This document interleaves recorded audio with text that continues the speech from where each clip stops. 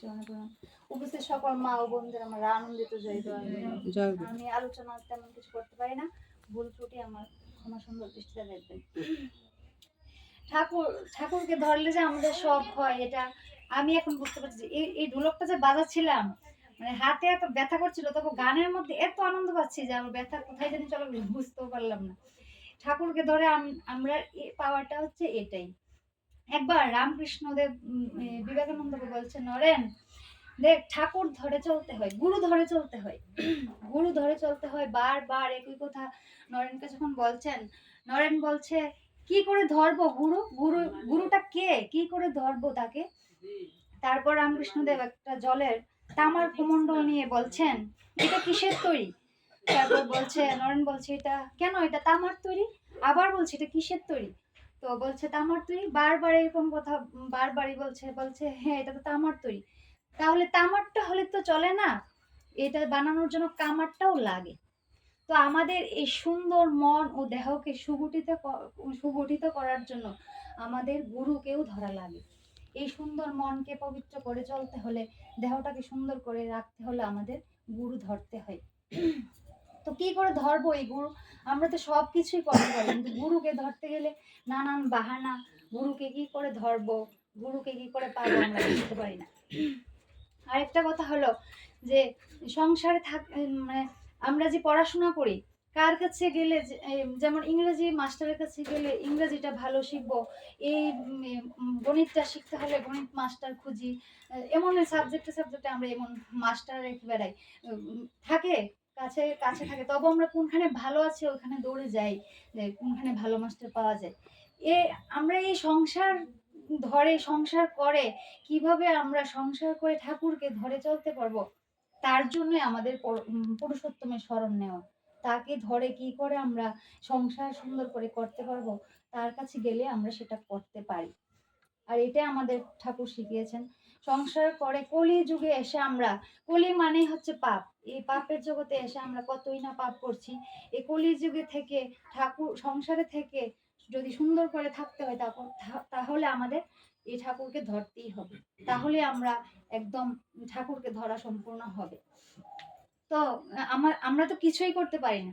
ছেলে পুত্র স্বামী সবাই মানে সবাই কিভাবে ভালো থাকবে আমরা এটা ভালোই বুঝি। কে কোনটা খাবে, কে কোনটা ড্রেস পরবে, কার জন্য কোনটা আনলে তারা খুশি হবে, কিন্তু আমরা ঠাকুরের জন্য ওই ভাবটা আমাদের থাকে না। যেমন ছেলেকে কি কি ড্রেস পরালে আমাদের ভালো লাগবে, কি খাবারটা দিলে খুশি হবে, এটা আমরা সকলেই বুঝি, কিন্তু ঠাকুরের বেলা সেটা বুঝি না। বাজার থেকে অনেক কিছু কিনে আনি, কিন্তু ওই আমি কি খাবো, আমার ছেলে কি খাবে, একবারও কি ভেবে দেখি যে বাড়িতে আমার ঠাকুর আছে, এটা নিতে গেলে ঠাকুরের জন্য একটা কিছু আনতে হয়। বাড়িতে একটা কিছু আনলে ঠাকুরের জন্য আগে এটা রাখতে হয় যে আমার পরম পিতার জন্য এটা রেখে তারপর আমরা এটা খাবো। সত্যি ওরকম করে যদি চলতে পারতাম, জানি না কত ভুল করে চলেছি, কিন্তু এখন ঠাকুরকে ধরে আস্তে আস্তে চলতে চলতে বুঝতে পারি যে ঠাকুরকে ধরলে সত্যি কি পাওয়া যায় জীবনে ঠাকুরকে ধরলে অনেক কিছুই পাওয়া যায়, আর অনেক কিছুর হাত থেকে আমরা রক্ষাও পেতে পারি। শরীরে অনেক কিছু নানাবিধ রোগ থেকে আমরা মুক্তি পেতে পারি। আর আমি এটাই বলবো যে আমরা যে শিষ্য, আমরা এই শিষ্য যেন প্রাণপণে শিষ্যের এই কাজটি আমরা গুরু অরুণী একজন শিষ্য ছিল।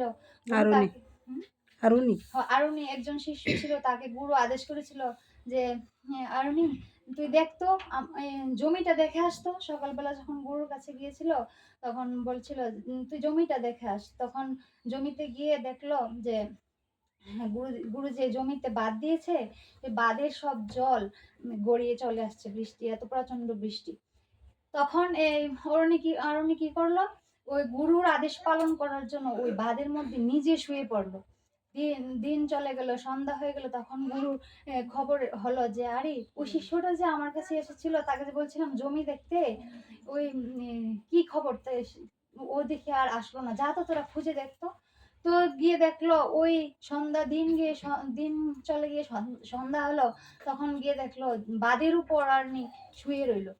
এই যে গুরু শিষ্যের এই আদেশ আমরা সত্যি যদি এরকম পালন করতে পারতাম, নিষ্ঠা করে তার কাজ, তার বিধি বিধান যে বইপত্রে লেখা সেগুলি যদি করতে পারতাম, সত্যি আমরা আরো এগিয়ে যেতে পারতাম।